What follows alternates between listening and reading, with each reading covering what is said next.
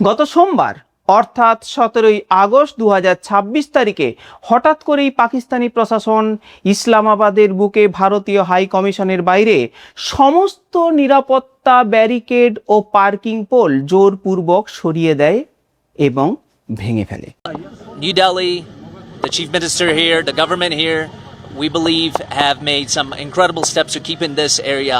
ভাবুন তো একবার, ভারতীয় হাই কমিশন ইসলামাবাদের একটি অত্যন্ত সংবেদনশীল এলাকা, যেখানে ভিসা প্রার্থী এবং সাধারণ দর্শকের সুরক্ষার জন্য এবং ভিড় সামলানোর জন্য ওই ব্যারিকেডগুলো অত্যন্ত প্রয়োজনীয় ছিল। ভারতের পক্ষ থেকে পাকিস্তানকে অফিসিয়ালি অনুরোধ করা হয়েছিল যে তারা যেন এই সুরক্ষিত পরিকাঠামোটি না সরায়, এবং পাকিস্তান আমাদের সেই অনুরোধকে ফুৎকারে উড়িয়ে দেয়। এবং এখানেই শুরু হয় ভারতের আসল খেলা। পাকিস্তান ভেবেছিল ভারত হয়তো চুপ করে থাকবে, কিন্তু তারা ভুলে গিয়েছিল এটা 2026 সালের নতুন ভারত। ভারত ঠিক তার 3 দিন পর বুধবার সকালে পাকিস্তানের হাই কমিশনের সামনে পাঠিয়ে দেয় বিশাল এক জেসিপি মেশিন। পাকিস্তান তাদের হাই কমিশনের সীমানার বাইরে ফুটপাত ও রাস্তা দখল করে অবৈধ স্টিলের কিউ লাইন, ট্রাফিকের বোলার্ড এবং সুরক্ষামূলক ফেন্সিং তৈরি করেছিল। ভারত সেগুলোকে অবৈধ জবরদখল হিসেবে চিহ্নিত করে এবং সম্পূর্ণরূপে ভেঙে ফেলে। সবচেয়ে বড় কথা কি জানেন? ভারত কিন্তু পাকিস্তানের মতো লুকিয়ে বা চুপিসারে এই কাজ করেনি।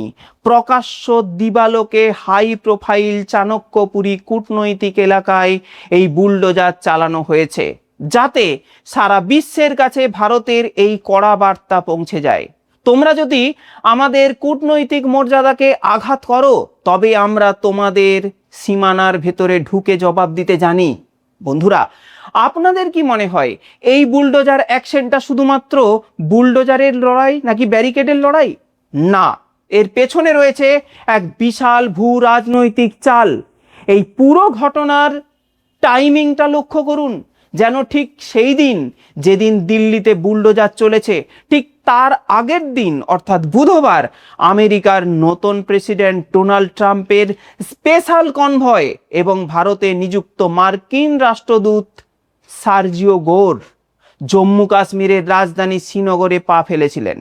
তিনি সেখানে গিয়ে চিফ মিনিস্টার ওমর আবদুল্লাহের সাথে বৈঠক করেন এবং ডাল লেকে একটি চমৎকার শিকার রাইড করেন। শিকারায় বসে তিনি একটি মন্তব্য করেন, যা শুনে ইসলামাবাদের পুরো পাকিস্তান আর্মি ও সরকারের পায়ের তলার মাটি সরে যায়। সার্জিও গোর সরাসরি ক্যামেরার সামনে দাঁড়িয়ে বলেন, জম্মু ও কাশ্মীর ভারতের একটি অত্যন্ত গুরুত্বপূর্ণ অংশ। আমি এখানে প্রথমবার এসে অত্যন্ত রোমাঞ্চিত। কিন্তু শুধু তাই নয়, তিনি আরও বলেন যে জম্মু কাশ্মীরের নিরাপত্তা পরিস্থিতি এখন এতটাই উন্নত যে আমেরিকা তাদের নাগরিকের জন্য জারি করা লেভেল 8 ডু নট ট্রাভেল ভ্রমণ করবেন না ট্রাভেল অ্যাডভাইজারি তুলে নেওয়ার বা কমিয়ে দেওয়ার কথা গুরুত্ব সহকারে বিবেচনা করেছে। বন্ধুরা, একবার পাকিস্তানের কূটনৈতিক মূল ভিত্তি হলো পাকিস্তানের নিয়ে আন্তর্জাতিক স্তরে কান্নাকাটি করা। সেখানে খোদ পরাশক্তি আমেরিকার দূত শ্রীনগরে দাঁড়িয়ে শ্রীনগরকে ভারতের অংশ বলেছেন। এতে পাকিস্তানের মাথায় যেন আকাশ ভেঙে পড়ার অপেক্ষা।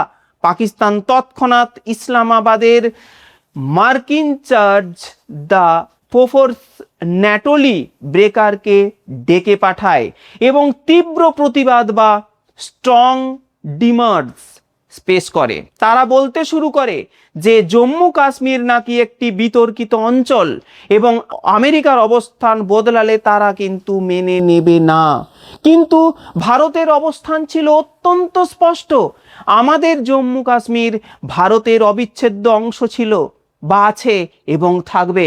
এর জন্য আমাদের আমেরিকা বা পাকিস্তানের কোনো সার্টিফিকেটের প্রয়োজন নেই।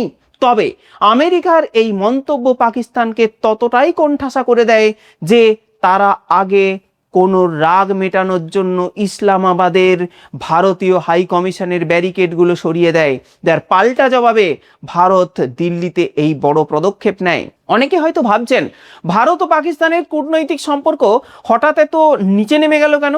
দেখুন বন্ধুরা, এর সূত্রপাত হয় গত বছর 2025 সালে ভারত পাকিস্তান সংকটের মাধ্যমে। তারিখটা আপনাদের নিশ্চয়ই মনে আছে, 22 এপ্রিল 2025 কাশ্মীরের পেহেলগামে লস্করি তৈবার প্রক্সি জঙ্গি সংগঠন TRF হিন্দু পর্যটকদের টার্গেট করে নৃশংস হামলা চালায়, যেখানে 26 জন নিরীহ পর্যটক নিহত হয়। ভারত এই কাপুরুষিত হামলার পর অত্যন্ত কঠোর সিদ্ধান্ত নেয়। ভারতের বিদেশ সচিব বিক্রম মিশরি ঘোষণা করে যে পাকিস্তান যতক্ষণ না পর্যন্ত সীমানা পেরিয়ে সন্ত্রাসবাদ বন্ধ করছে, ভারত 1960 সালে সিন্ধু জল চুক্তি স্থগিত রাখবে। পাশাপাশি সমস্ত পাকিস্তানি নাগরিকদের ভিসা বাতিল করা হয়, অটারি ওয়াঘা সীমান্ত বন্ধ করে দেওয়া হয় এবং দুই দেশের হাই কমিশনারের কর্মী সংখ্যা কমিয়ে মাত্র 30 জনে নামিয়ে আনা হয়। এর জবাবে পাকিস্তান ও ভারতের সাথে সমস্ত ব্যবসা বাণিজ্য বন্ধ করে দেয় এবং 1972 সালের ঐতিহাসিক সিমলা চুক্তি বাতিল ঘোষণা করা হয়। পরিস্থিতি আরও উত্তপ্ত হয়ে ওঠে যখন ভারত সরকার অপারেশন সিন্দুর লঞ্চ করে। ভারতের যুদ্ধবিমান পাকিস্তানের ভেতর ঢুকে বাওয়ালপুর সহ একাধিক এলাকায় জাইশ-ই-মোহাম্মদ সহ ও লস্করি তৈবার জঙ্গি ঘাঁটিতে প্রিসিশন মিসাইল হামলা চালায়। এই হামলায় প্রায় 100 জনেরও বেশি জঙ্গি খতম হয়, যার মধ্যে ড্যানিয়েল স্পালসের অপহরণকারী IC-814 বিমান হাইজ্যাকের মাস্টার মাইন্ড আব্দুল রফ হাজ্জারাত ছিলেন। এরপর 10ই মে 2025 একটি যুদ্ধবিরতি ঘোষণা করলেও দুই দেশের সম্পর্ক কার্যত ICUতে চলে যায়। আজ দুই দেশের এই হাই কমিশনের মধ্যে কোনো সম্পর্ক নেই, সম্পর্ক কেবলমাত্র চার্জ অব দ্য অ্যাফেয়ার স্তরে টিকে রয়েছে। আর এই চরম উত্তেজনার বেশিরভাগটাই আজকের এই বুলডোজারে অর্থনৈতিক যুদ্ধ সংগঠিত হলো। এবার আসা যাক আমাদের সবচেয়ে গুরুত্বপূর্ণ অংশ, ভারতের এই চরম সাহসী পদক্ষেপের ফলে ভারতের কি লাভ হলো।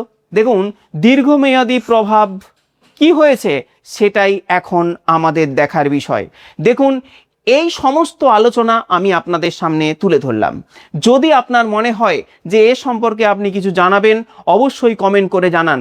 এই সম্পর্কে যদি দ্বিতীয় ভিডিও চান, অবশ্যই আপনি আমাদেরকে বলবেন, আমরা আপনাদেরকে জানিয়ে দেব। মনে রাখবেন, পাকিস্তান নয়, ইন্ডিয়ারই হলো কাশ্মীর। ভালো থাকবেন, সুখে থাকবেন। জয় হিন্দ, বন্দে মাতরম।